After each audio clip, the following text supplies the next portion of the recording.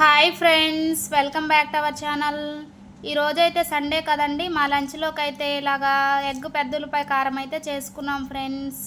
ఎలా చేయాలనేది చెప్తానండి. ఒక చిన్న మిక్సీ జార్ తీసుకొని దానిలో 2 పెద్ద ఉల్లిపాయలను అయితే నేను పీసెస్గా కట్ చేసుకొని వేసుకున్నానండి. 4-5 వెల్లుల్లి రెబ్బల్ని, టేస్ట్కి తగ్గ కారం అండి. మీరు బాగా కారం కనుక తింటే 3 టేబుల్ స్పూన్ల వరకు వేసుకోవచ్చు. నేనైతే 2 టేబుల్ స్పూన్ల కారాన్ని, టేస్ట్కి తగ్గ సాల్ట్ని కూడా వేసి మెత్తగా పేస్ట్లా కొంచెం వాటర్ వేసుకొని పేస్ట్ లాగా అయితే పట్టేసుకున్నానండి. మిక్సీ జార్లో కొంచెమే యాడ్ చేసుకోవాలండి వాటర్ అనేది, ఎందుకంటే ఆనియన్లో వాటర్ కంటెంట్ ఉంటుంది కాబట్టి.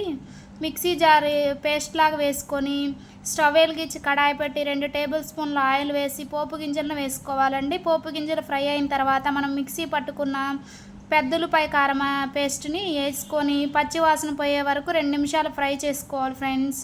ఫ్రై అయిన తర్వాత ముందుగా ఉడికించుకున్న గుడ్లను అయితే చాకుతోటి ఇట్లాగా ఘాటుల్లాగా పెట్టేసుకొని మరో 5 నిమిషాలు ఉంచేసి సిమ్లో ఫ్రై చేసుకొని స్టవ్ ఆపేసుకోనండి. అంతేనండి, టేస్టీ ఎగ్ పెద్దలపై కారం అయితే రండి ఫ్రెండ్స్.